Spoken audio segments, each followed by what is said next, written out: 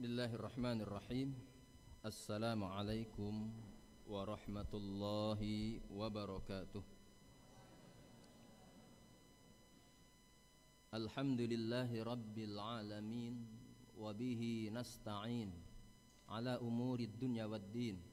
Wassalatu wassalamu ala ashrafil anbiya'i wal mursalin, sayyidina Muhammadin wa ala alihi wa ashabihi wa man tabi'ahum bi ihsanin ila yaumiddin. Amma ba'du, faqad qala Allah tabaraka wa ta'ala, ya ayyuhalladzina amanu taqullaha wal tanzur nafsum ma qaddamat lighad wattaqullaha innallaha khabirum bima ta'malun.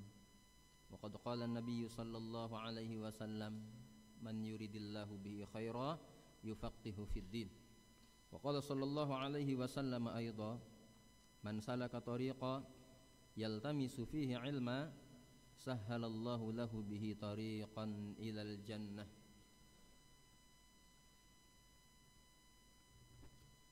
Wa nas'alullah subhanahu wa ta'ala an yanfa'ana bima 'allamana wa an yu'allimana ma yanfa'una. Allahumma inna nas'alukal huda wat tuqa wal afafa wal ghina. Ikhwati fillah, a'azzani Allahu wa iyyakum jami'an. Alhamdulillah, kita bersyukur kepada Allah, hari ini atau malam ini kita masih diberikan nikmat oleh Allah Subhanahu wa taala, sehingga dengan nikmatnya kita bisa duduk bersama kembali di tempat yang mulia ini. Semoga Allah Subhanahu wa taala menjadikan kita hamba-hambanya yang mulia di dunia dan di akhirat, amin. Dengan nikmat Allah kita bisa melaksanakan aktivitas-aktivitas kita, melaksanakan kegiatan-kegiatan kita, termasuk juga ya, bisa duduk bersama di tempat ini dalam rangka tafaqquh fid din wa talabil ilmi, berusaha memahami ajaran agama yang kita cintai ini, dan juga untuk mencari ilmu yang mana kita semua diperintah untuk mencari ilmu itu. Hari ini atau malam ini insyaallah kita akan melanjutkan pembacaan kitab Bulughul Maram yang mana sempat tertunda beberapa waktu lamanya, ya, dalam beberapa waktu semenjak diberlakukannya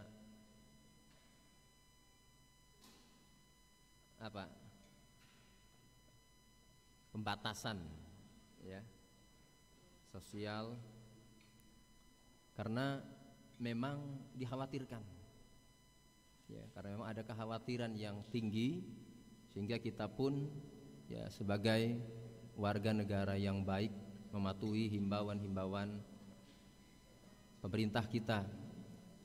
Namun sepertinya ya saat ini kekhawatiran itu mulai tidak ada, meskipun tetap saja kita harus waspada. Ya, oleh karenanya himbauan-himbauan terus ya kita dapati dan kita laksanakan, kita indahkan. Ya, seperti protokol kesehatan, kalau memang ya lagi sakit ya untuk bersabar, ya untuk tidak duduk bersama temannya, ya, kemudian juga memakai masker, mencuci tangan dan lain sebagainya, serta berdoa. Ya, hari ini ya sudah mulai berkurang kekhawatiran itu, dan kita mohon kepada Allah Subhanahu wa taala ya mudah-mudahan ke depan kesana semakin lebih baik lagi, amin ya rabbal alamin. Ikhwati fillah, arsyadani Allah wa iyyakum jami'an. Pada pertemuan terakhir kita ya sudah cukup lama, yaitu tentang masih membahas tentang zikir dan doa, yaitu bab zikir dan doa. Ya, kalau tidak salah hadis ke-7. Maka sedikit ya mengulangi beberapa hadis ya, yang berkaitan dengan masalah zikir dan doa ini kita baca agar nyambung kepada hadis yang berikutnya. Zikir dan doa ini memiliki kesamaan yang keduanya merupakan ibadah seseorang kepada Allah Subhanahu wa taala. Orang yang berzikir ya, itu sebetulnya sedang beribadah, dan orang berdoa juga sedang beribadah kepada Allah Subhanahu wa taala. Zikir dan doa ini keduanya diperintah. Ya, keduanya ibadah yang sebetulnya mudah, tidak perlu biaya, bisa dilakukan oleh siapa saja, baik itu yang sudah tua apalagi yang masih muda.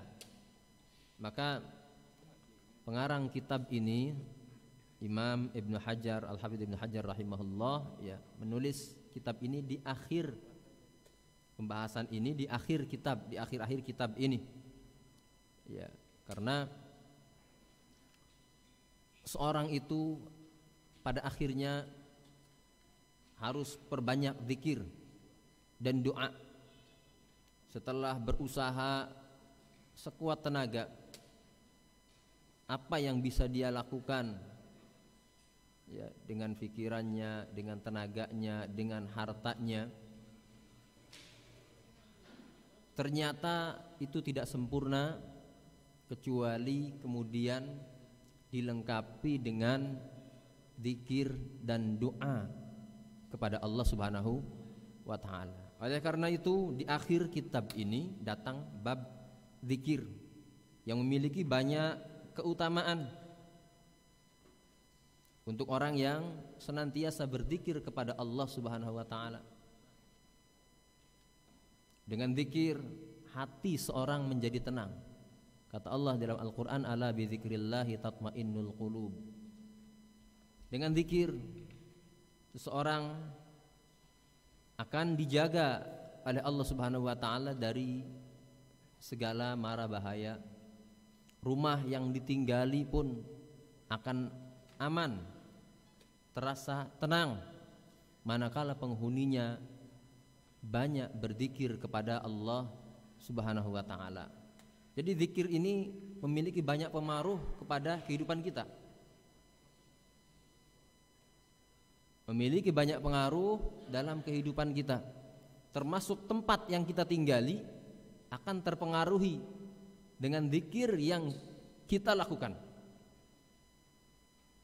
Atau bahkan orang lain pun dengan zikir yang kita lakukan, orang insya Allah dengan izin Allah akan mendapatkan kebaikan dan keutamaan yang dilakukan oleh kita, misalkan oleh orang lain.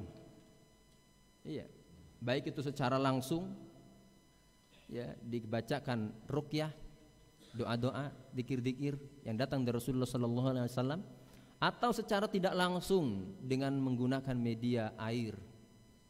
Ya, ini sebagaimana dilakukan oleh sebagian ulama salaf. Jadi walhasil jamaah yang dimuliakan oleh Allah Subhanahu wa taala, zikir ini sangat penting dalam kehidupan kita. Oleh karenanya Rasulullah sallallahu alaihi wasallam yang sangat sayang kepada umatnya ini mengajarkan zikir-zikir dan doa-doa. Maka di situ ya kita perlu membaca ataupun mencari ya, kalau belum tahu apa yang dibaca, apa yang dilakukan Rasulullah sallallahu alaihi wasallam ya, dengan zikir-zikir itu kapan saja, di mana saja. Jamaah yang dimuliakan oleh Allah Subhanahu wa taala, pada hadis yang pertama ya sudah pernah kita sampaikan bahwasanya Allah Subhanahu wa taala senantiasa bersama hambanya. Ya khasah. Ya, untuk orang yang selalu zikir kepada Allah Allah akan bersama dia. Artinya bersamanya Allah akan membantu dia, Allah akan menolong dia, Allah akan menjaga dia. Ya. Kalau orang senantiasa berzikir kepada Allah Subhanahu wa taala. Ya. Hari ini atau kemarin saya dapat tulisan melalui grup WhatsApp ya, Itu ada seorang anak perempuan usia sekolah SMP, ya, kemudian karena rumahnya dekat, pulang sekolah itu jalan kaki terus. Ternyata diceritakan, ya, ini ada yang mengintai ingin berbuat jahat. Dan ketika pas waktunya orang jahat ini, ya, menculik dengan mobil, dimasukkan ke dalam mobil, ya, dibawa ke tempat sepi. Ya, ternyata di bagasi mobil itu ternyata tidak bisa dibuka, ya, bagasinya. Sampai sore, sampai malam sudah kewalahan, ya, si penculiknya ini tidak bisa membuka. Akhirnya dia ketakutan, ya, yang dia pikirkan akhirnya kematian orang yang ada di dalam, anak perempuan yang ada di dalam bagasi mobil itu. Akhirnya minta tolong kepada bengkel mobil yang terdekat, ya, ternyata tidak bisa juga untuk dibuka, tidak bisa dibuka. Sampai terpikirkan bahwa ini salah satu cara yang bisa dilakukan adalah dengan cara dilubangi, ya, dirusak mobilnya, ya, dilubangi. Ternyata dilubangi pun tidak bisa menggunakan api, ya, ternyata tidak bisa. Sampai akhirnya di dalam cerita itu, ya, didatangkan oleh seorang, kalau di kita kiai atau ustadz, ya, dengan doanya, ya, mohon pertolongan kepada Allah Subhanahu wa taala. Ternyata bagasi mobil itu bisa dibuka. Dan ustadz tadi bertanya, ya, setelah sadar, setelah tenang, ya, kepada si anak perempuan yang ada di dalam mobil itu. Masya Allah, ya, ini luar biasa sampai terjadi semacam ini, selamat dari kejahatan, dari penculikan, ya, selamat dari tindakan-tindakan yang tidak diinginkan, ya. Ini rahasianya apa? Ternyata jawabannya, anak tersebut selalu berzikir kepada Allah Subhanahu wa ta'ala. Selama diculik itu dia terus berzikir kepada Allah Subhanahu wa ta'ala. Dan tentunya kita juga sudah dengar kisah Nabi Yunus, ya, yang masuk ke dalam perut ikan, ya, ternyata di dalam perut ikan dia selamat sampai keluar dari perut ikan. Dari perut ikan itu dalam keadaan selamat. Ya, jamaah yang dimuliakan oleh Allah Subhanahu wa ta'ala, dari kisah-kisah itu kita mengambil pelajaran nyata, ya, bahwa zikrullah ini, seorang yang selalu zikir kepada Allah akan senantiasa bersama Allah, artinya dijaga, dibantu, ditolong, dan dilindungi oleh Allah Subhanahu wa ta'ala. Makanya, ya, usahakan kita selalu terus berzikir kepada Allah Subhanahu wa ta'ala, terutama di tempat-tempat yang banyak orang lalai. Ya, ketika orang lalai, ya, kita usahakan terus ingat kepada Allah Subhanahu wa ta'ala. Ini salah satu keutamaan berzikir. Kemudian hadis yang kedua, di dalam hadis Rasulullah sallallahu alaihi wasallam bersabda, "Ma amila ibnu Adam amalan anjalahu min adabillah." Seorang anak Adam tidaklah melakukan satu amalan yang lebih menyelamatkan dirinya dari adab Allah daripada amalan yang namanya zikrullah. Jadi ini keutamaan luar biasa. Zikrullah, ya, ini amalan yang paling diharapkan, ya,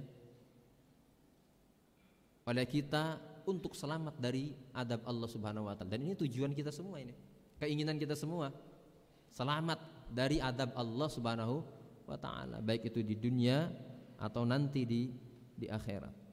Ikhwati fillah, arsyadinallahu wa iyyakum jami'an. Ya. Jadi kalau kita membaca dua hadis ini, ya, ini ada keutamaan-keutamaan untuk orang yang terus berzikir kepada Allah Subhanahu wa ta'ala. Dan ini memang, ya, meskipun kelihatannya, terdengarnya gampang, tapi untuk prakteknya itu, ya, betul-betul harus ada usaha dari diri kita. baik itu dari hati kita atau perbuatan kita. Ya, dari makanan yang kita makan, dari teman dan lingkungan, pikiran, ya, media saat ini itu harus diusahakan. Ya, kalau seandainya kata lingkungan, teman, media yang ada di sekitar kita ini nantinya bisa melalaikan kita, hendaknya itu kita jauhkan. Jadi harus ada usaha betul-betul. Di samping kitanya juga terus berusaha untuk zikrullah, untuk berzikir kepada Allah Subhanahu wa taala. Kalau itu kita lakukan, kemudian kita biasakan, ya insyaallah keutamaan-keutamaan yang tadi disebutkan insyaallah akan kita dapatkan. Kemudian dalam hadis yang ketiga, ya, Rasulullah sallallahu alaihi wasallam bersabda, "Ma jalasa qaumun majlisan yadhkurunallah illa haffat bihimul malaikah." Ini sekelompok orang, ya, berzikir kepada Allah Subhanahu wa taala. Kita tahu zikir ini bisa dilakukan dengan hati, dengan lisan dan perbuatan. Fakullu ma yuqarribuna minallah, ya, segala amalan yang bisa mendekatkan kita kepada Allah Subhanahu wa taala, ya maka itulah zikir. Ya, bisa mendekatkan diri kita kepada Allah Subhanahu wa taala, itu termasuk zikir. Ya, maka kalau di sebuah majelis orang semuanya berzikir seperti saat ini, ya, di majelis ilmu, ya, maka kata Rasulullah, maka ketika itu para malaikat mengelilingi mereka dan rahmat Allah turun rata, ya, mengenai seluruh yang ada di sana. Wa dzakarahumullahu fiman indah, dan Allah menyebut mereka, membanggakan mereka di hadapan para malaikat. Di dalam hadis yang lain, ya, mendapatkan ketenangan orang yang berzikir. Ini juga, ya, keutamaan lain, ya, selain daripada tadi dua yang sudah kita sebutkan. Ikhwati fillah, arsyadinallahu wa iyyakum jami'an. Kemudian hadis yang keempat, ini secara global, ya, nanti kita ke hadis yang ketujuh, insyaallah kita bahas lebih jauh lagi. Kata Rasulullah sallallahu alaihi wasallam, "Ma qa'ada qaumun maq'adan lam yadhkurullah wa lam yusallu 'alan nabiy sallallahu alaihi wasallam illa kana 'alaihim hasratan yaumal qiyamah." Akhrajahu Tirmidzi wa qala hasan. Imam Tirmidzi mengatakan hadis ini hadis yang hasan, ya, hadis yang baik, hadis yang boleh dijadikan untuk hujjah dalam satu amalan. Ya, dalam kitab Mandhumah Baiquniyah dikatakan awwaluhas sahihu wa huwa mattasal isnaduhu wa lam yushadda aw yu'al yarwihi adlun dhabitun an mithlihi mu'tamadun fi dhabtihi wa naqlihi wal hasanul ma'rufu turqan wa ghadat rijaluhu la kas sahih ishtaharat. Jadi hadis hasan, ya, seperti hadis sahih, hanya saja ada beda sedikit, ya, agak lemah rawinya dalam masalah dhabat, masalah hafalannya, kekuatan hafalannya, namun masih bisa dijadikan hujjah, ya, dalam beramal. Nah, di dalam hadis ini tidaklah sekelompok orang duduk, ya, kemudian berzikir kepada Allah Subhanahu wa taala walam yusallu, ya, tidak berzikir, ya, duduk di sebuah tempat tidak berzikir dan tidak baca salawat. Ya, zikir, salawat sebetulnya zikir juga, namun dikhususkan ini, ya, karena memang salawat memiliki banyak keistimewaan tersendiri.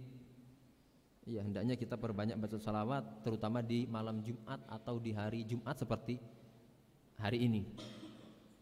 Ya, banyak keutamaan khusus yang berkaitan dengan masalah salawat. Sampai-sampai ada sebagian ulama mengatakan, ya, salawat itu meskipun dilakukan dengan cara riya, salawatnya riya, pengen didengar, sum'ah, pengen dilihat gitu, ya, itu katanya apa?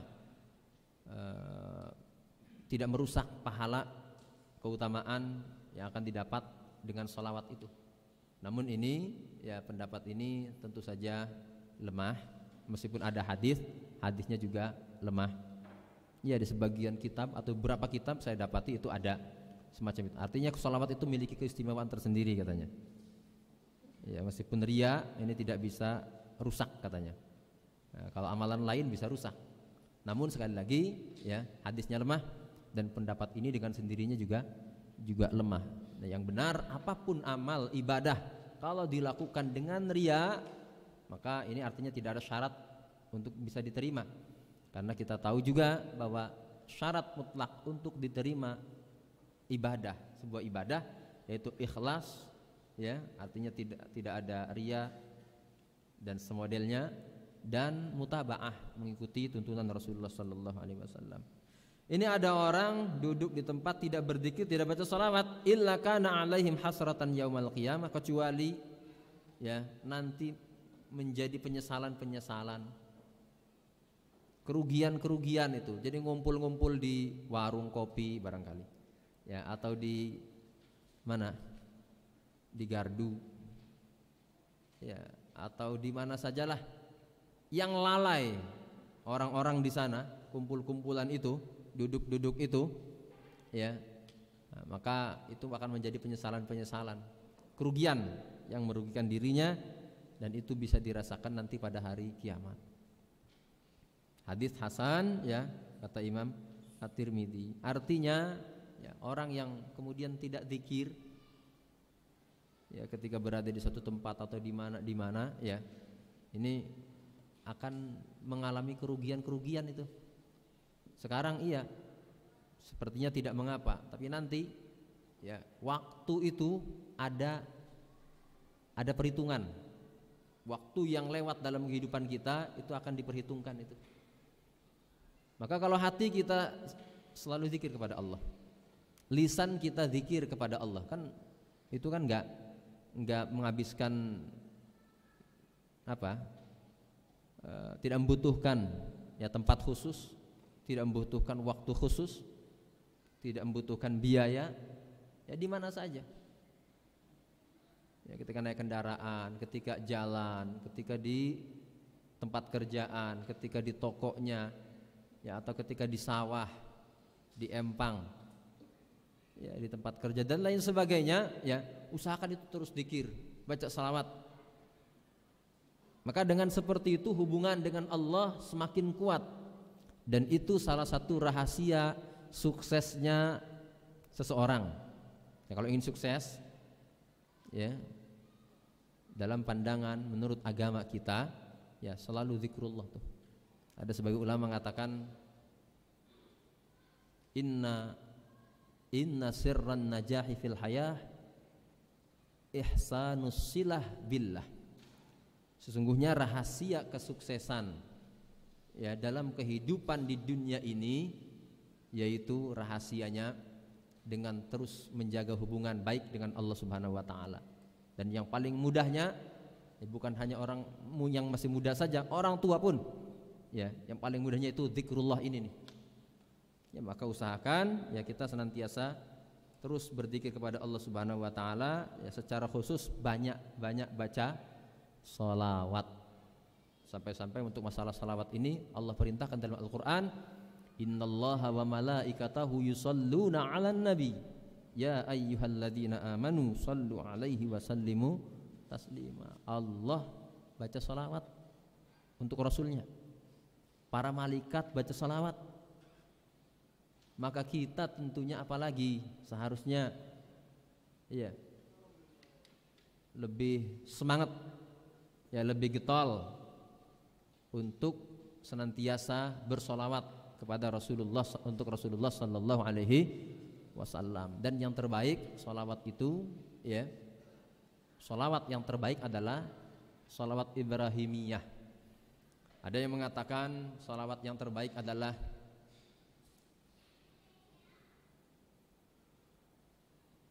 solawat munjiat, solawat nariyah, ya, atau salawat-salawat yang lain yang sebetulnya kadang-kadang tidak datang dari Rasulullah Sallallahu Alaihi Wasallam. Iya, maka kata para ulama ahli tahqiq, ya, yang sudah meneliti, Rasulullah sudah mengajarkan untuk baca salawat itu. Untuk baca salawat itu. Ya, ketika ditanya bagaimana oleh para sahabat, ketika ditanya bagaimana kami membaca salawat kepada engkau, maka Rasul mengajarkan ya diantaranya salawat yang Ibrahimiyah, salawat yang kita baca ketika sholat. Ya, kata para ulama itulah salawat yang paling afdol, karena Rasulullah tidak mengajarkan kecuali yang paling afdol untuk kita. Ya, dan sebaiknya salawat ini ya dibarengi dengan salam. Allahumma sholli wa sallim, salatan wa salaman. Jadi kedua-duanya ada salawat dan salam, karena memang di dalam ayat tadi ya ayyuhalladzina amanu shollu alaihi wa sallimu, ya diperintah untuk bersolawat dan salam. Ya. Nah, meskipun sebagian ulama ada yang mengatakan ya cukup solawat itu nggak ada salamnya juga tidak mengapa. Iya, memang tidak mengapa, tapi yang afdal ya, yang afdal yaitu ada kedua-duanya. Ikhwati billah arsyadinallahu wa iyyakum jami'an. Kemudian hadis yang berikutnya ya sudah kita sampaikan juga tentang membaca la ilaha illallah wahdahu la syarikalah 10 marrat kana kaman a'taqa arba'ata anfus min waladi Ismail. Ya.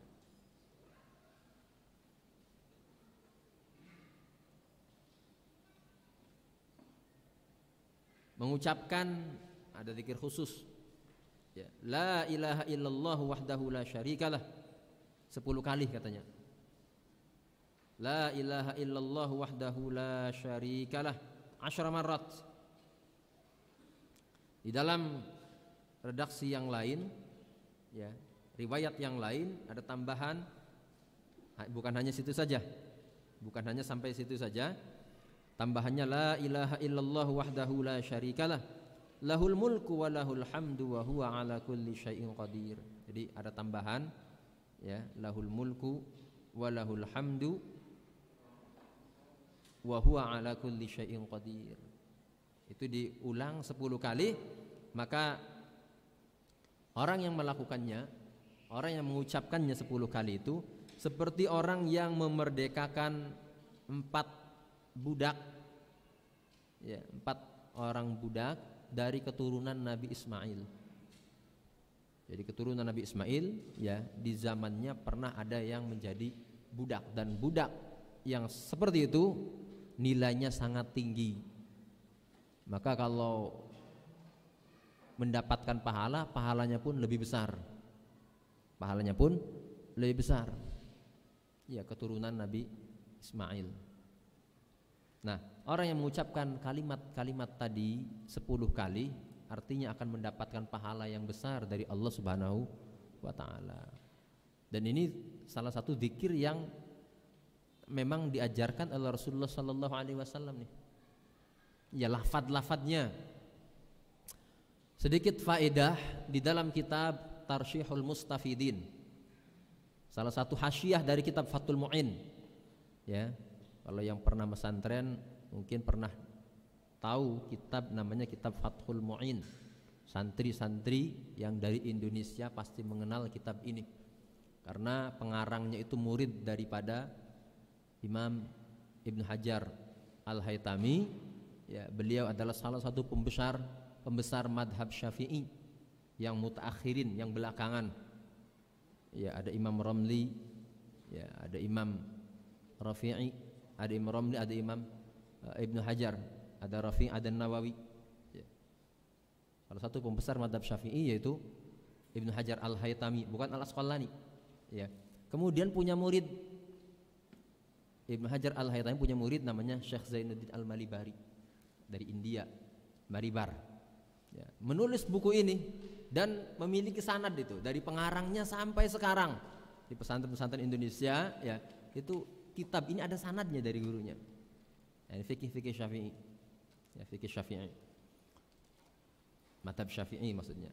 Kemudian di dalam hasyiah kitab tersebut, ketika membahas tentang zikir-zikir setelah sholat, Ya, di sana disebutkan bahwa para ulama terbagi 3 kelompok menyikapi dzikir-dzikir.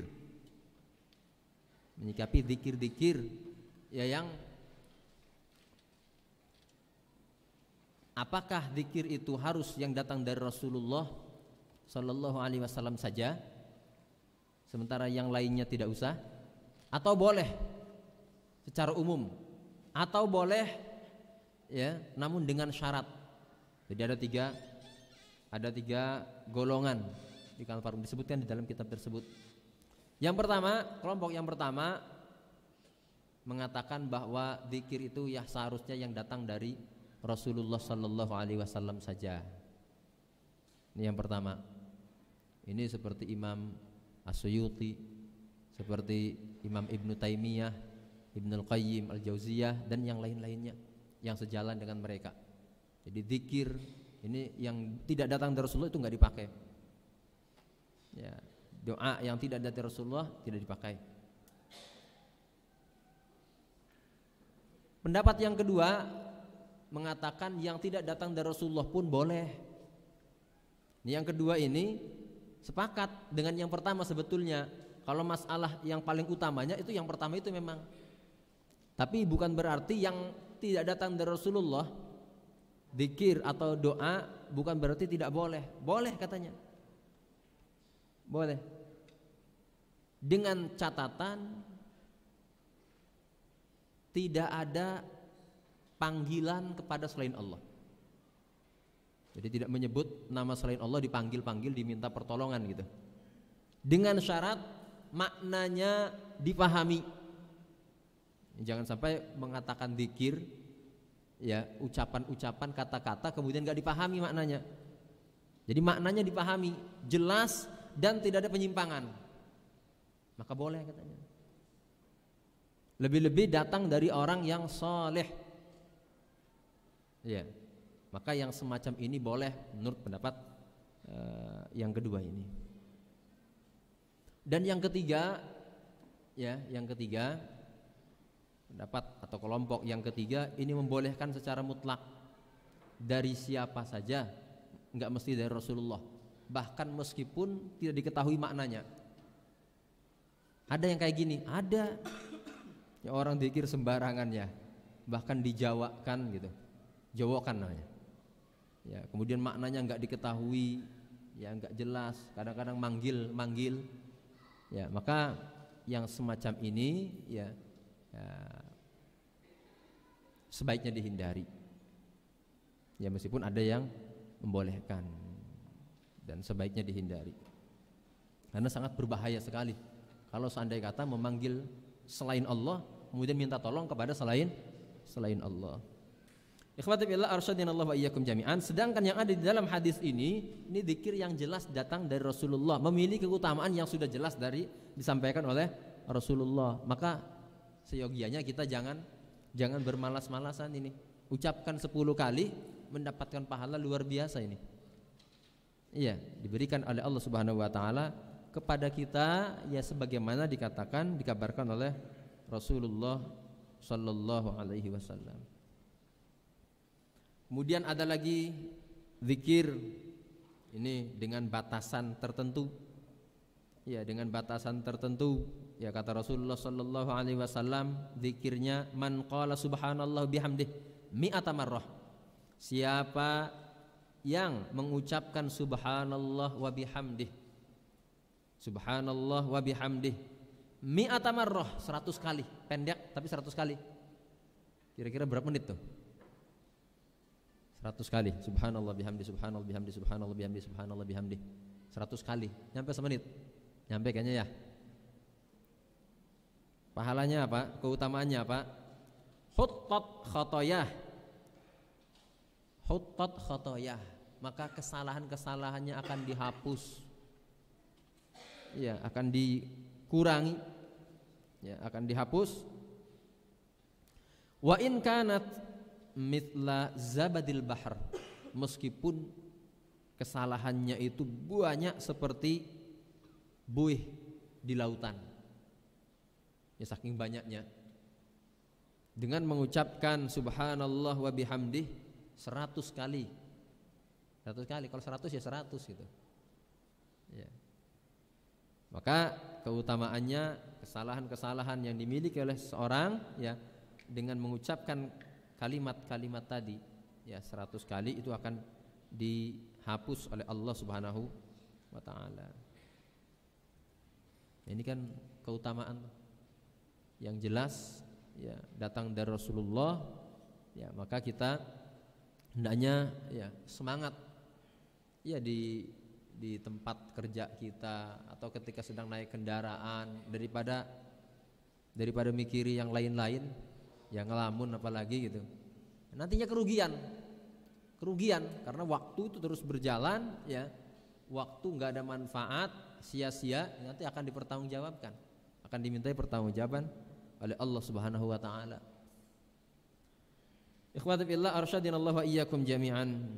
Kemudian hadis yang ketujuh, ya ini hadis terakhir kalau tidak salah ya yang pernah kita sampaikan, bahwa istrinya, salah satu istrinya Rasulullah sallallahu alaihi wasallam itu habis sholat subuh itu duduk di tempat sholatnya ya lama sampai muncul matahari. Rasulullah ya sudah ada di rumah, pulang dari sholat jamaah, kemudian pergi keluar dari rumah. Setelah itu pulang lagi, datang ke rumah, mendapati istrinya apa? Juwairiyah tadi radhiyallahu anha ya dalam kondisi posisi masih seperti semula, terus berzikir kepada Allah Subhanahu wa taala. Ya, mungkin ini mengamalkan hadis yang berzikir setelah sholat subuh kemudian sampai muncul matahari disusul dengan sholat sunnah 2 rakaat, itu akan mendapatkan pahala haji dan umroh secara sempurna kata Rasulullah. Ya, mungkin mengamalkan itu tuh. Jadi perempuan bisa mengamalkan itu meskipun sholatnya di rumah, laki-laki apalagi. Iya. Ya. Jadi Juwairiyah sampai siang tuh, sampai sudah muncul matahari. Rasulullah pun sudah pulang dari luar rumah, ya sudah kembali ke rumah. Kemudian apa? Kata Rasulullah Sallallahu Alaihi Wasallam, ya menanyakan keadaan istrinya itu, dari tadi masih seperti itu saja. Iya katanya, masih terus berzikir. Kata Rasulullah Sallallahu Alaihi Wasallam, laqad qultu ba'daki 4 kalimat. Saya ketika keluar rumah itu mengucapkan 4 kalimat. 4 kalimat, ya.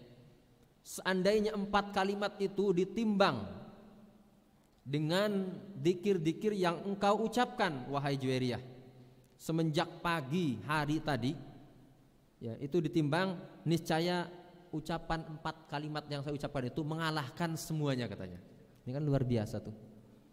Kalau sudah tahu ya ini jangan ditinggalkan, karena luar biasa. Kalimat-kalimat yang keluar dari kita itu akan ditimbang. Kalau kebaikan adanya di timbangan kebaikan, kalau buruk adanya di timbangan keburukan nantinya. Maka hati-hati dalam berkata-kata. Man kana yu'minu billahi falyaqul khairan aw liyasmut. Nah, kalaupun kebaikan, pilih kebaikan yang nilainya bobotnya itu berat. Pilih seperti ini nih. Ya Rasulullah mengatakan kepada Juwairiyah, sebetulnya kepada kita juga. Maka Imam Ibnu Hajar di dalam kitab ini menyebutkan di dalam hadis ini dalam kitab ini untuk kita ketahui, untuk kita amalkan, ya, agar kita mendapatkan keuntungan-keuntungan, ya keutamaan-keutamaan. Apa ucapan kalimat-kalimatnya? Kata Rasulullah sallallahu alaihi wasallam, subhanallah wa bihamdih adada khalqih wa ridha nafsih wa zinata arsyih wa midada kalimatih. Ya, ini diucapkan 3 kali.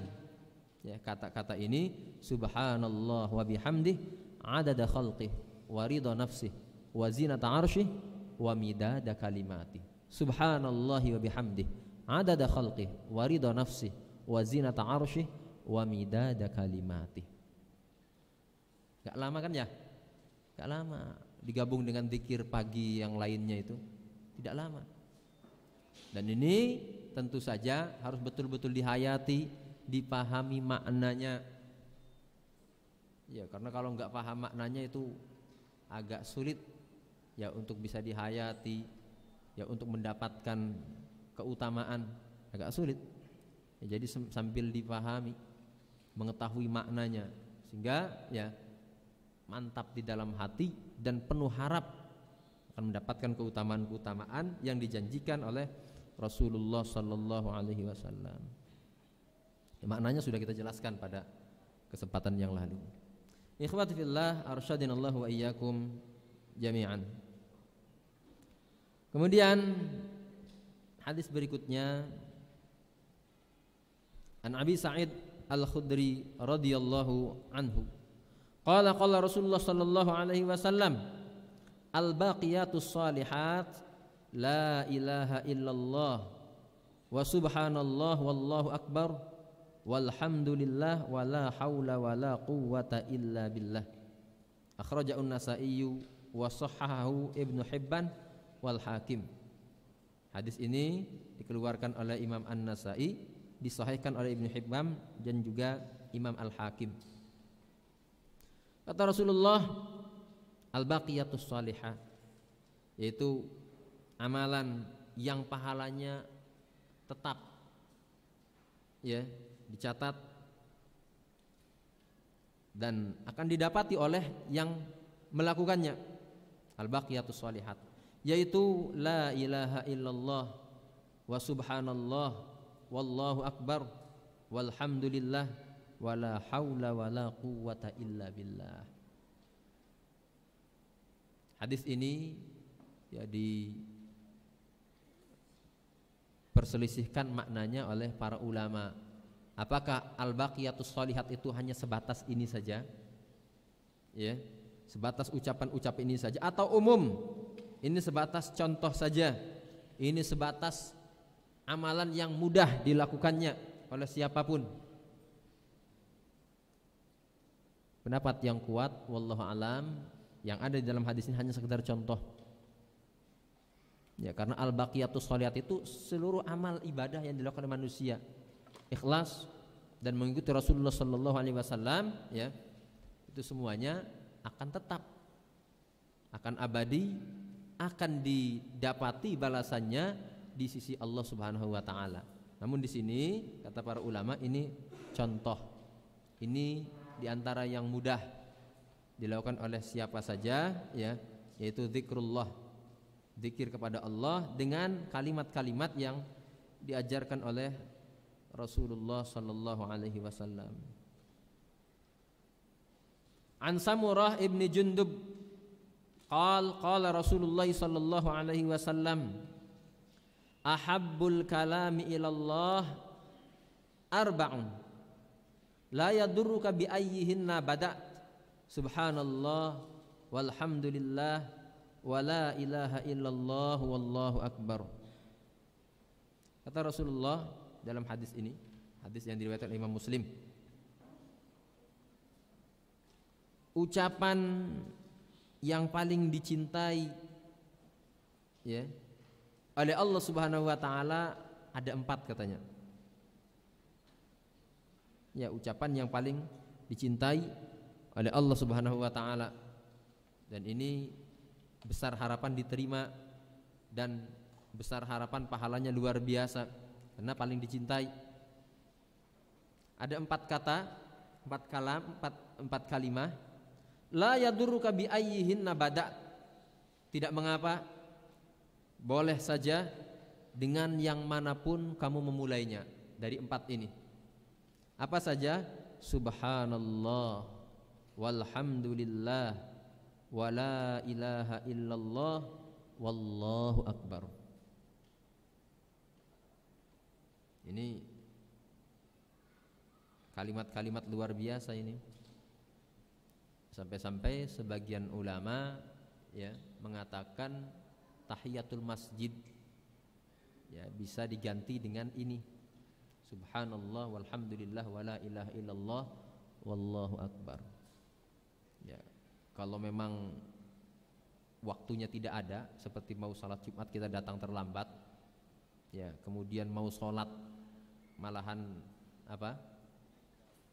Kalau sholat malahan nanti tanggung gitu ya, maka dalam kondisi seperti itu boleh saja diganti dengan ini.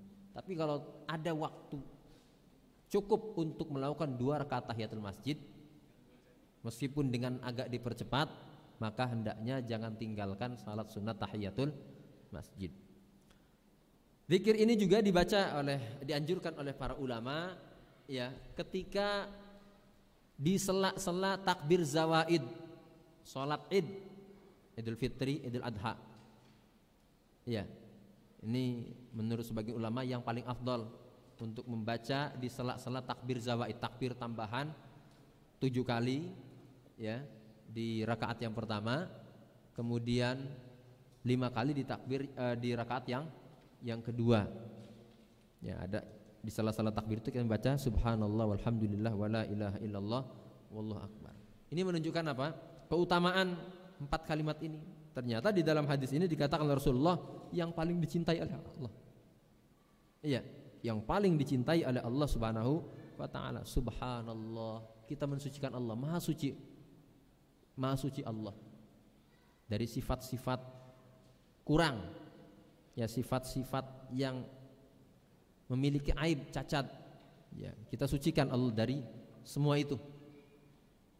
Ya, Allah tidak memiliki sifat naqas, tidak memiliki aib, semuanya sempurna, Maha suci.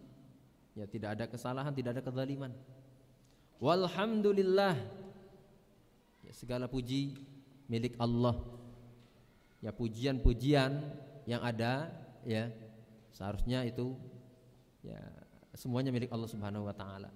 Kita memuji orang pun niatkan itu karena Allah Subhanahu wa taala. Ya, memuji Allah ini artinya kita mensifati Allah dengan kesempurnaan. Ya, segalanya diatur oleh Allah sudah sedemikian rupa sempurna. Alhamdulillah. Ya, disertai rasa hubban wa ta'ziman, rasa cinta dan penuh pengagungan. Rasa cinta ini yang menjadikan kita untuk terus mengucapkan zikir-zikir, untuk terus mendekat kepada Allah Subhanahu wa taala. Wa ta'ziman diiringi dengan rasa takut juga. Ya, kalau kita mencintai kemudian enggak ada rasa takut, nah ini enggak bagus nantinya. Jadi diiringi dengan rasa takut, khawatir ya dimarahi, diazab oleh Allah Subhanahu wa taala, sehingganya enggak mau ya berusaha, ya terus berusaha untuk tidak menyelisihi aturan Allah Subhanahu wa taala. Alhamdulillah. Wala ilaha illallah, ini kalimat tauhid. Tidak ada Tuhan yang benar kecuali Allah Subhanahu wa taala. Allahu akbar. Allah maha besar dari segalanya, termasuk makhluk yang paling besar, arsy. Ya, Allah maha besar dari semuanya. Ya, jadi kalau kita mengerti ya kata-kata ini semakin menambah kekhusyuan, semakin memantapkan ya keimanan. Ya, itu diucapkan dengan keyakinan tadi. Ya, ternyata ucapan itu kata Rasulullah ahabbul kalami ilallah, ucapan yang paling dicintai oleh Allah Subhanahu wa taala. Ikhwati fillah, arsyadinallahu wa iyyakum jami'an. Sekali lagi, zikir-zikir ini ya, diajarkan oleh Rasulullah sallallahu alaihi wasallam untuk kebaikan kita. Ya. Suatu hari pernah ada seorang laki-laki datang kepada Rasulullah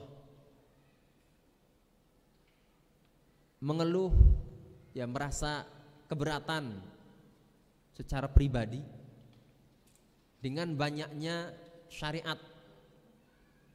Ya, untuk sebagian orang boleh jadi itu. Iya.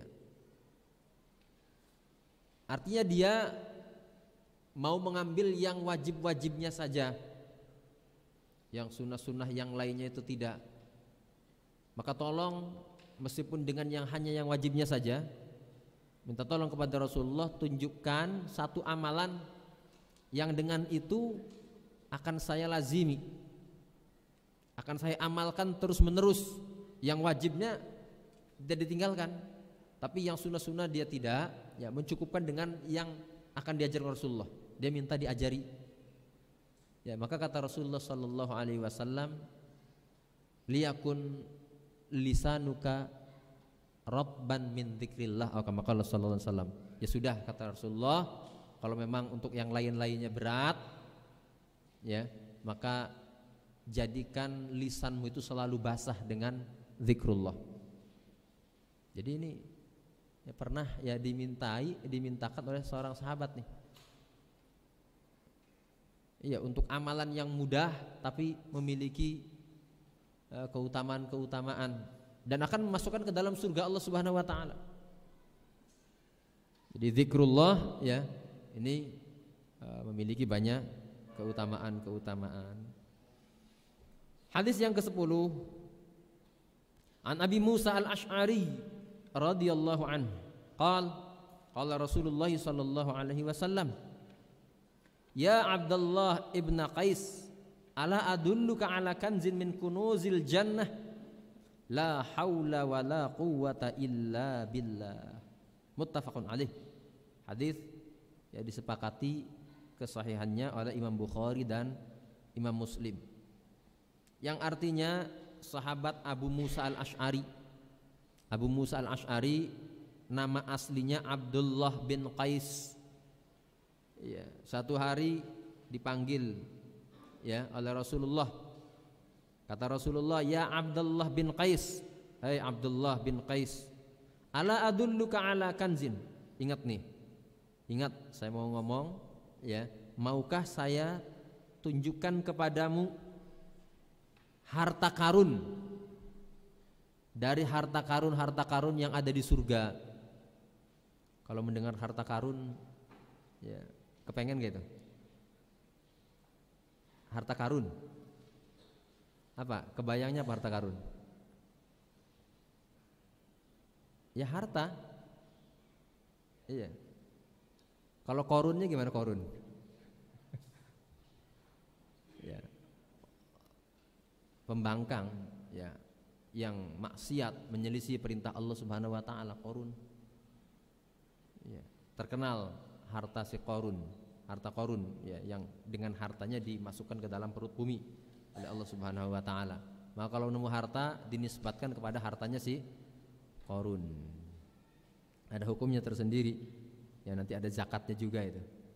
Namun di sini dikatakan kanzun min kunuzil jannah, kata para ulama, di antara Imam An-Nawawi dan juga Imam Ibnu Hajar Al-Asqalani ya, artinya pahala yang sangat istimewa, pahala yang sangat membahagiakan pelakunya. Ya, kata Rasulullah, mau nggak saya tunjukkan?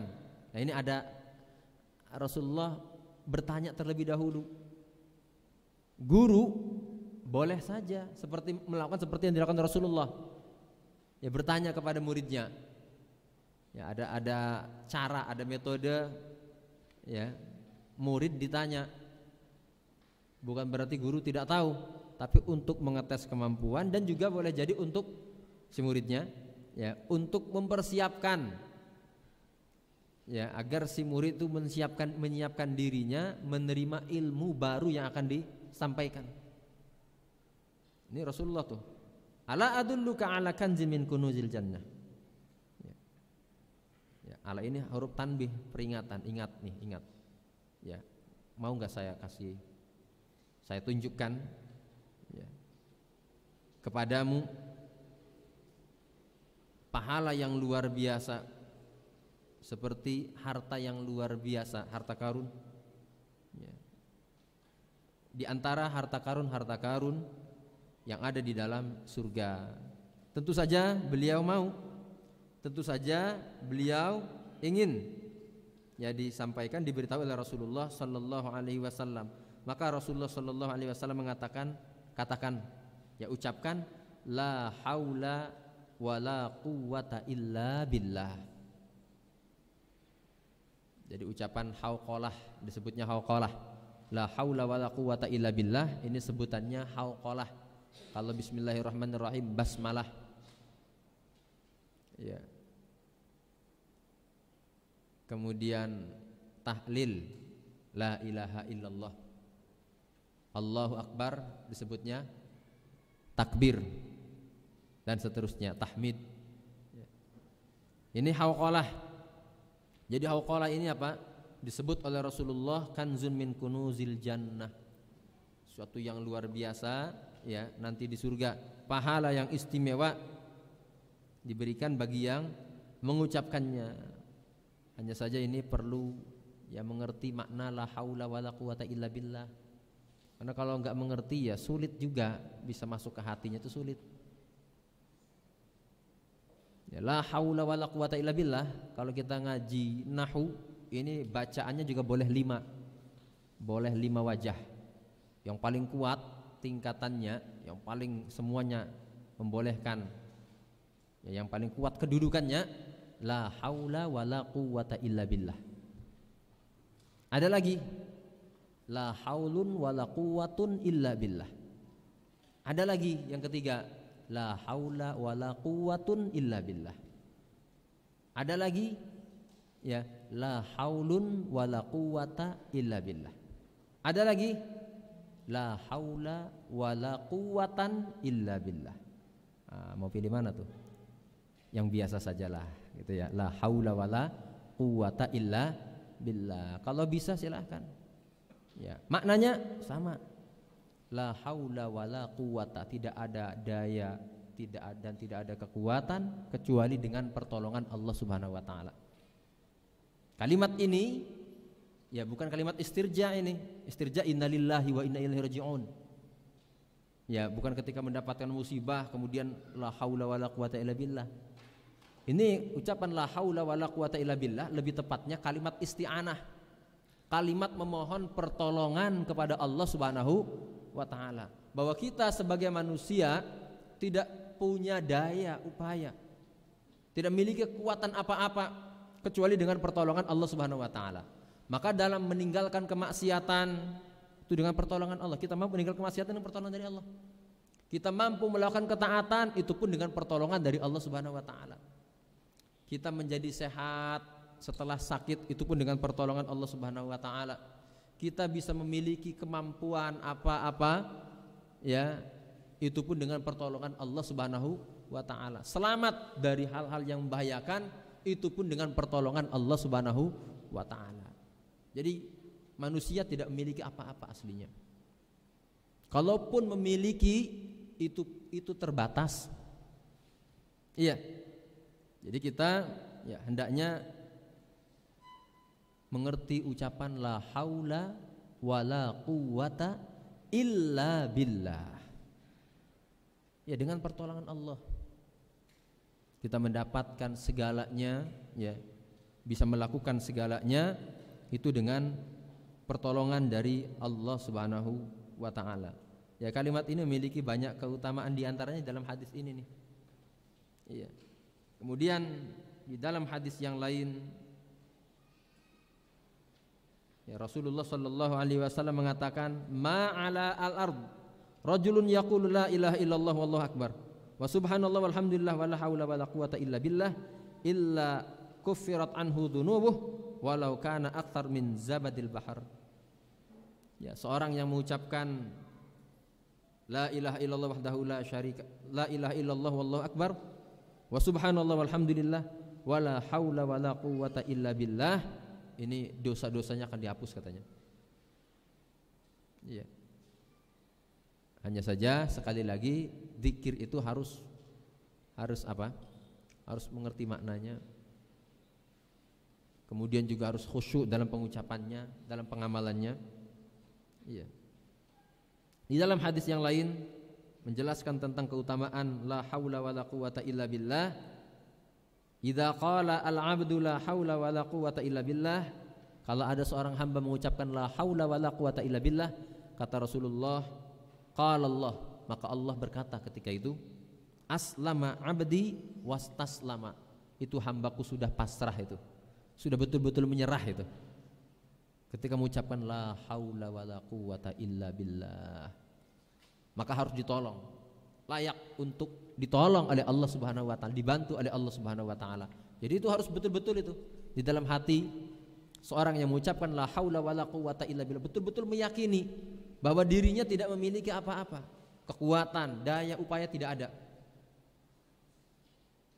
Maka dalam menghadapi ya apapun ujian kehidupan, insya Allah kalau ini betul-betul ya dihayati, ya dipraktekkan, ya maka insya Allah akan ditolong oleh Allah Subhanahu wa ta'ala. Memiliki banyak keutamaan. Oleh karenanya di dalam Musnad Imam Ahmad ada keutamaan untuk memperbanyak ucapan ini juga. Iya. Ketika Isra Mi'raj, ya, itu Rasulullah sallallahu alaihi wasallam ketemu dengan Nabi Ibrahim. Kemudian Nabi Ibrahim berpesan kepada Nabi kita Muhammad sallallahu alaihi wasallam, "Ya Muhammad, mur ummataka an yukthiru min ghirashil jannah." Qala wa ma ghirashul jannah? Qala la haula wala quwwata illa billah. Ya, Nabi Ibrahim berpesan kepada Rasulullah, pada Nabi kita Muhammad, perintahlah umatmu untuk perbanyak la haula wala quwwata illa billah. Karena itu merupakan bibit-bibit tanaman yang akan membuahkan, yang akan tumbuh ya nanti di surga, suatu yang istimewa nantinya. Iya.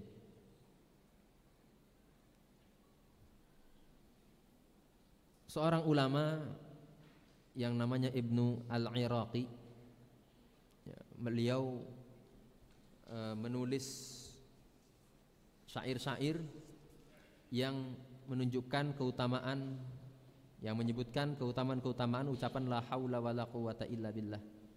Beliau berkata, "Ya sahi aktsir qaula la haula wala quwwata illa fahya lidda'i dawa wa innaha kanzun minal jannati ya fawzamri'in li jannatil ma'wa awa lahu yaqulu rabbuna aslama li ya abdi wastaslama radiyan hawa."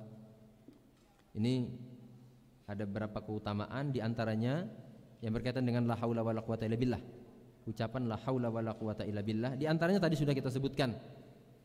Ya, di antaranya lagi yang belum disebutkan bahwa la haula wala quwwata illa billah ini obat, menjadi obat katanya untuk penyakit-penyakit.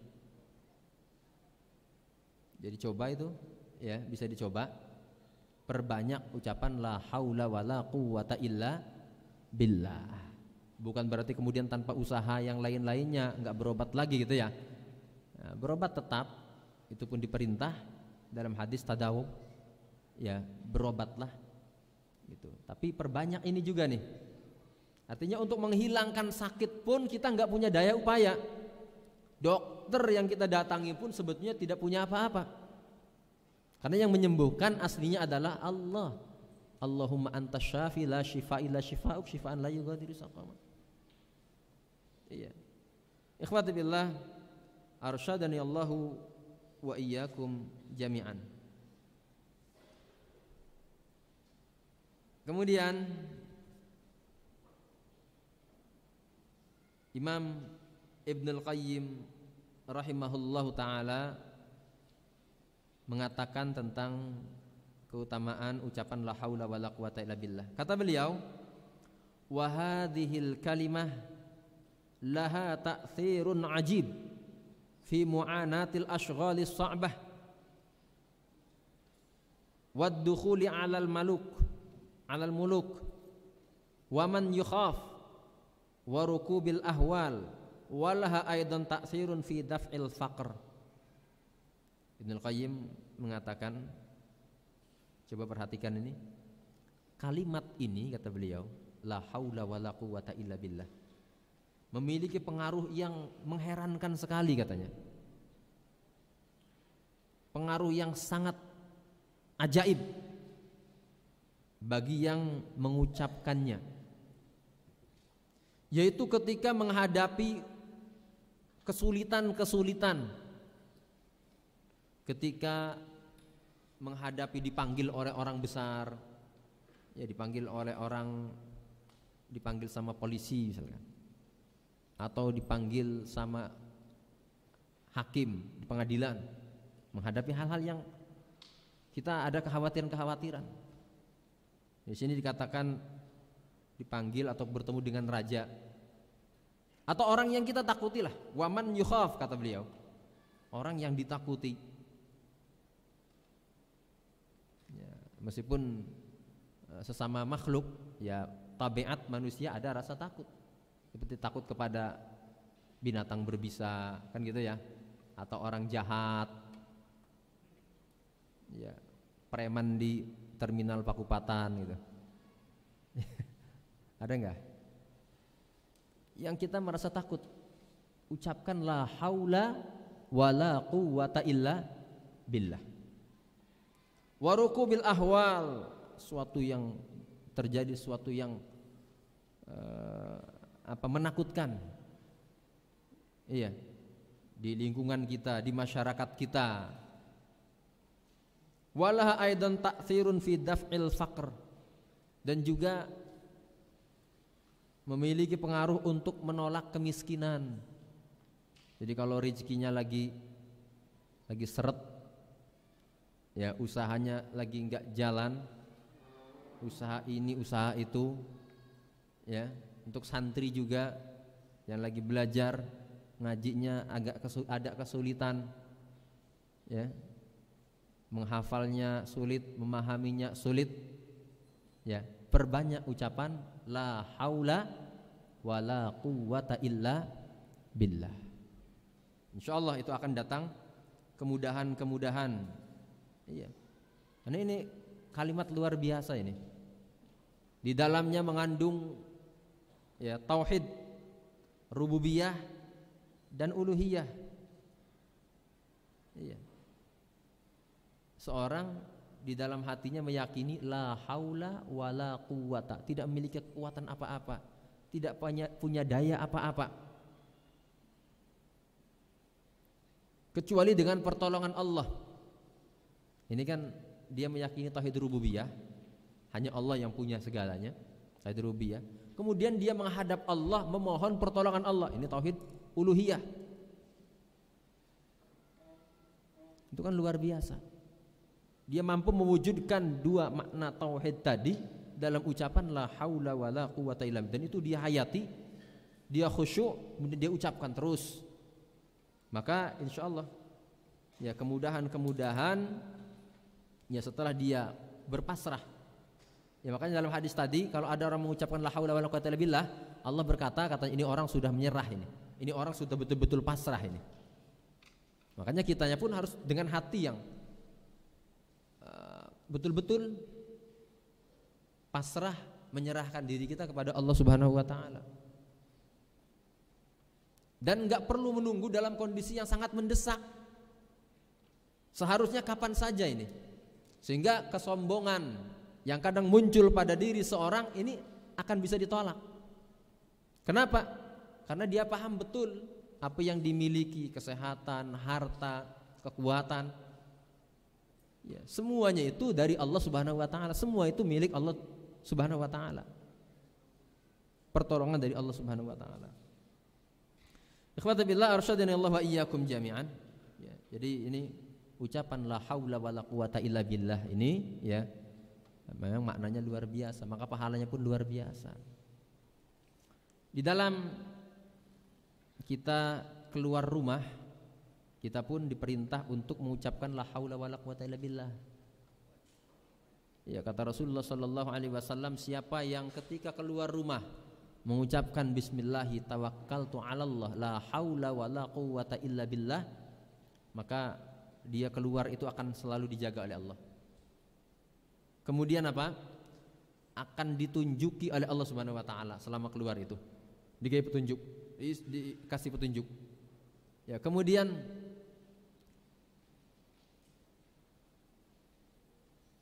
dijaga, dikasih petunjuk, dimudahkan urusannya, tujuannya. Dan setan tanaha wa tanaha anhu syaitan. Ya, dalam hadis setan pun tidak mau mendekat, takut mendekat kepada orang yang mengucapkan Di antaranya la haula wala quwata illa billah. Bismillahi tawakkaltu 'ala Allah, la haula wala quwata illa billah. Di dalam banyak tafsir, ahli tafsir ya itu menyebutkan sebuah kisah yang luar biasa itu. Meskipun hadisnya ini diperselisihkan keabsahannya. Ya diperselisihkan keabsahannya oleh para ulama. Namun dengan mengetahui hadis-hadis yang tadi banyak, ya, sebagian ulama mengatakan hasan, hadisnya boleh diamalkan. Ya, memperbanyak ucapan la haula wala quwata illa billah. Itu kisah luar biasa. Ceritanya Auf bin Malik, sahabat Auf bin Malik radhiyallahu anhu, ini memiliki seorang anak namanya Salim. Ya, ada beberapa riwayat. Dalam riwayat yang lain Aufnya sendiri. Jadi Auf punya bapak namanya Malik, punya anak namanya Salim. Ya, dalam riwayat, satu riwayat Aufnya yang ikut berperang, riwayat yang lain Salim. Ini sepertinya yang lebih kuat nih. Salim ini ikut berperang bersama Rasulullah sallallahu alaihi wasallam. Namun ternyata setelah selesai perang, orang-orang pada pulang, anaknya Salim ini enggak pulang-pulang. Ternyata ditahan oleh orang-orang kafir ketika itu. Ditahan. Kemudian datang kepada Rasulullah orang tuanya ini. Datang ya mengeluhkan keadaan itu dan memohon pertolongan pada Rasulullah sallallahu alaihi wasallam.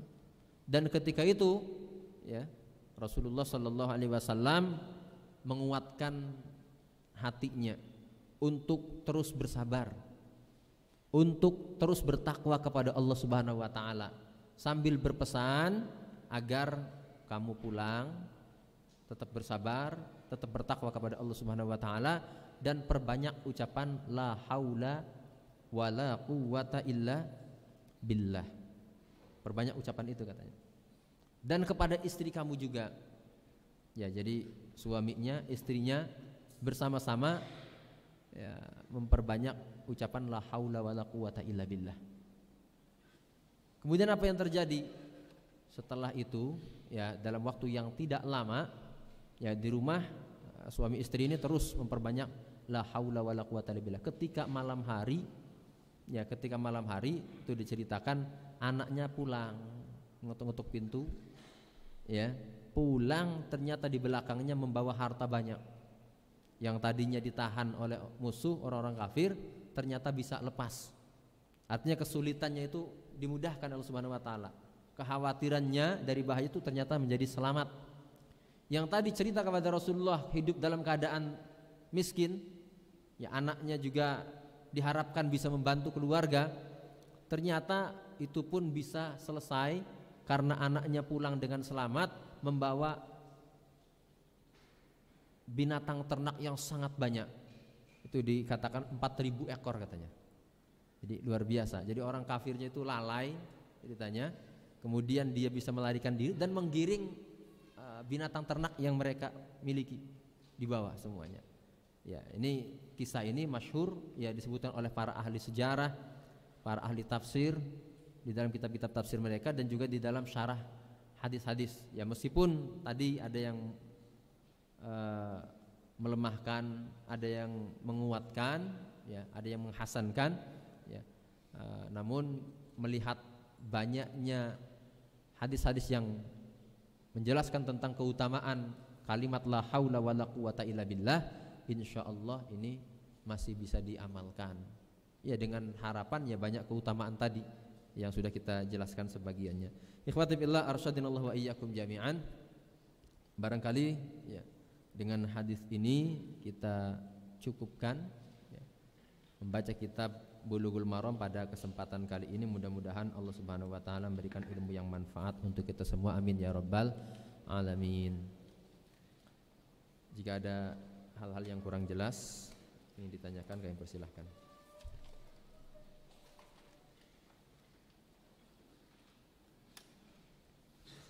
Bismillah. Saya pernah mendengar bahwa takdir bisa dirubah dengan doa. Bagaimanakah definisinya? Ya terus berdoa.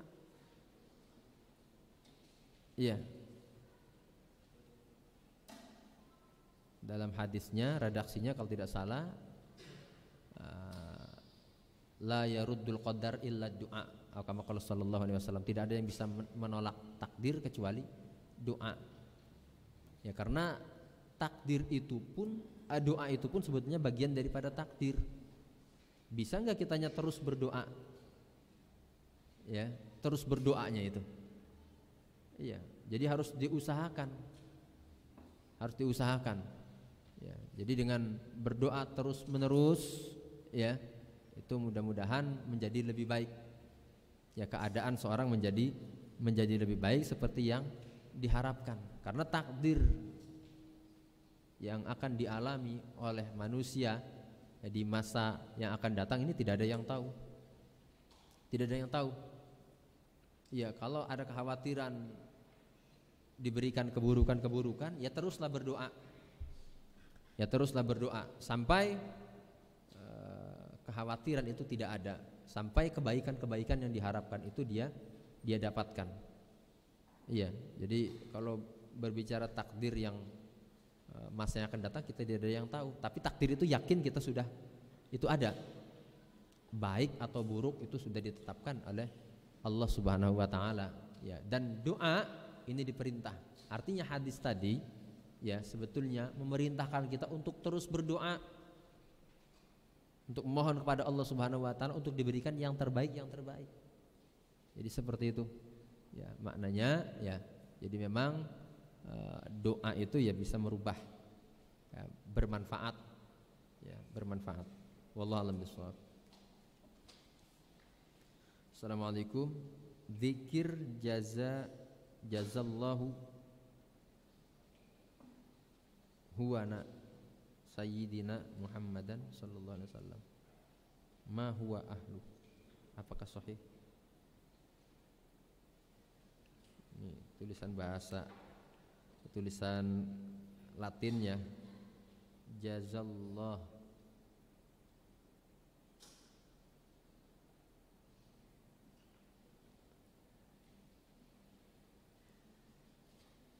Jazallahu anna sayyidina.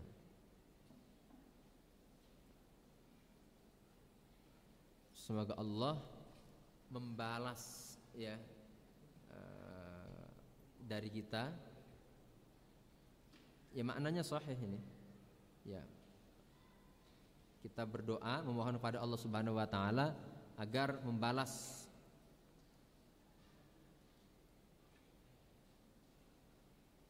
dengan balasan yang lebih baik. Ini yang saya pahamin ya dari pertanyaan ini.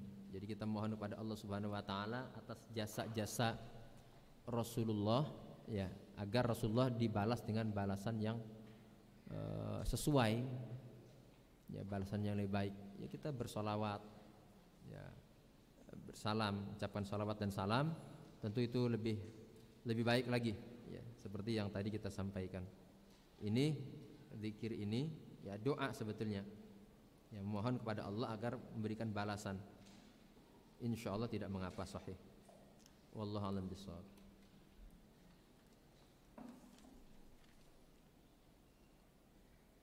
Ustaz, yang afdal adalah bacaan sholawat Ibrahimiyah. Dalam riwayat sahih dan hasan ada 8 bentuk cara bacaan sholawat Ibrahimiyah, tapi kenapa tidak ada satupun ucapan salam dalam sholat tersebut? Padahal dalam Al-Quran mukminin diperintah untuk bersolawat, ada bacaan salamnya. Iya, karena sudah ada salamnya di awal. Salamnya sudah ada di awal.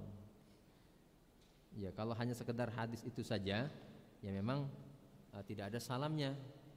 Makanya sebagian ulama salaf mengatakan tidak mengapa hanya sholawat saja nggak ada salamnya.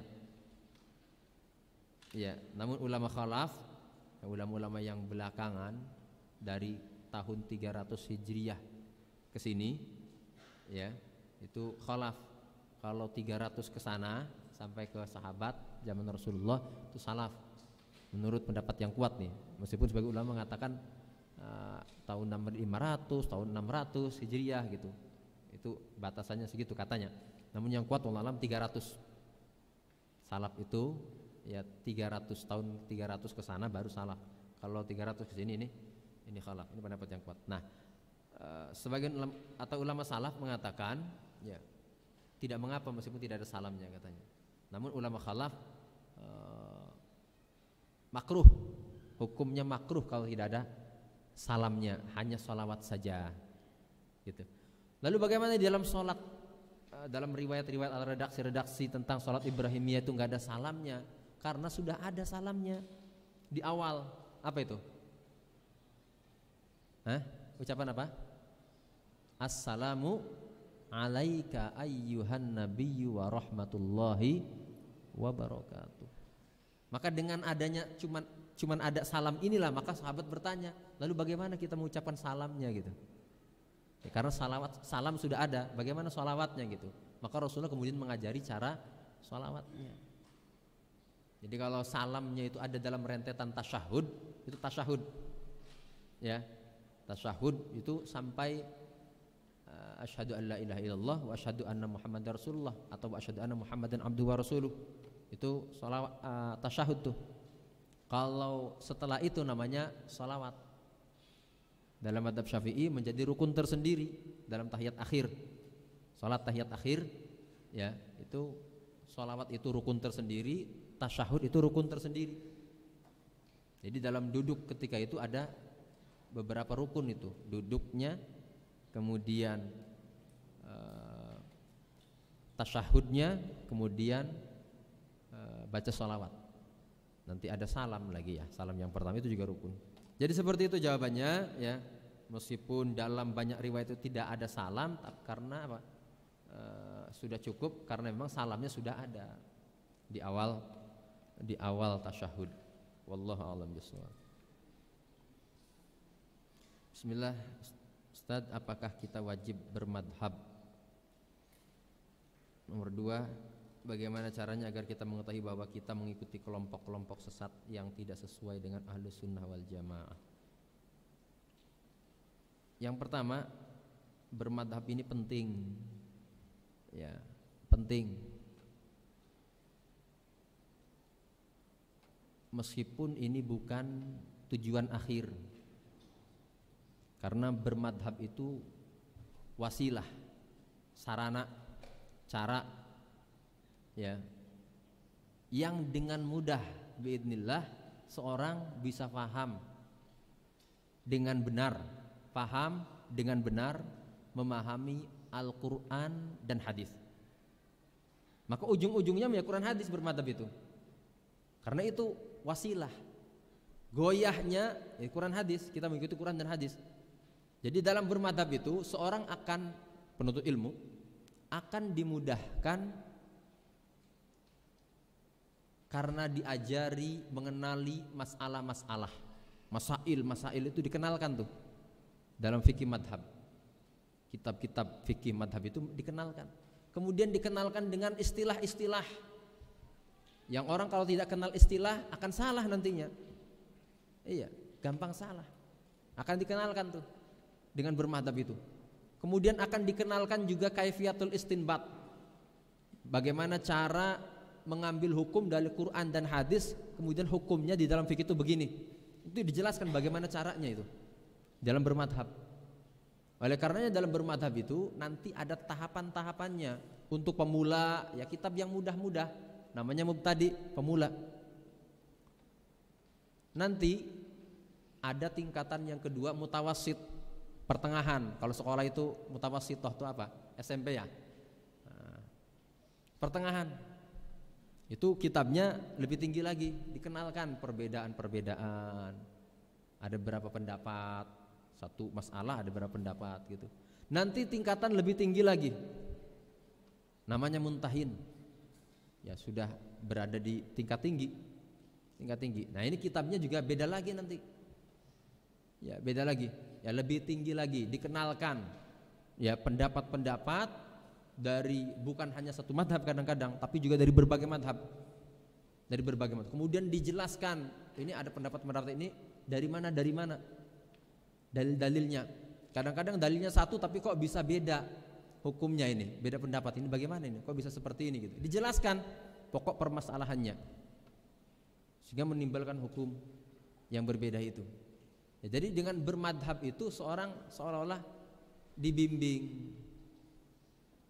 Namun sekali lagi madhab bukanlah goyah, bukan tujuan akhir, tapi sebuah wasilah, sarana yang dengan itu seorang akan dimudahkan memahami Quran dan hadis.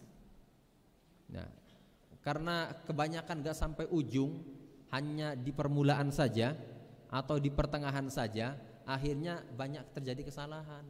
Seolah-olah madhab itulah tujuan akhirnya, padahal tadi itu madhab itu wasilah, sarana ya, yang dengan mudah dan benar ya insya Allah seorang akan memahami Al-Quran dan Sunnah. Ya, sebagian ulama ada yang tidak perlu bermadhab, namun guru-guru kami ya ketika belajar di Timur Tengah itu di Saudi itu berpesan agar dalam ucapan-ucapannya itu untuk dengan fikih madhab, dengan bermadhab. Ya, orang awam pun akan dengan mudah, karena itu sudah tertata rapih itu. Sudah dari semenjak zaman Imam Syafi'i, kemudian berikut dari generasi-generasi. Makanya kalau untuk sampai ke tingkat tingginya memang agak berat, perlu waktu yang lumayan lama.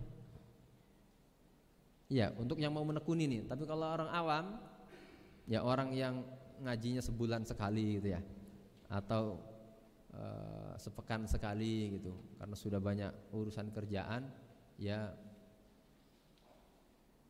madhabnya ngikut saja, madhabnya tanya kepada ahlinya gitu, tahu ya amalkan, itu aja ya kalau untuk orang awam. Makanya ada ucapan kalau orang awam itu nggak ada madhabnya. Ya, kita mau jadi orang awam atau jadi orang penuntut ilmu gitu ya, nah gitu. Jadi kalau mau menuntut ilmu betul-betul ya lalui jalan yang pernah dilalui oleh ulama-ulama terdahulu.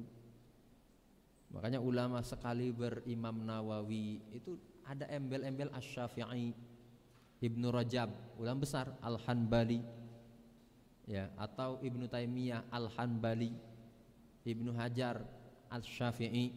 Itu kenapa? Karena dia mengikuti cara tadi itu, cara bermadhab tadi.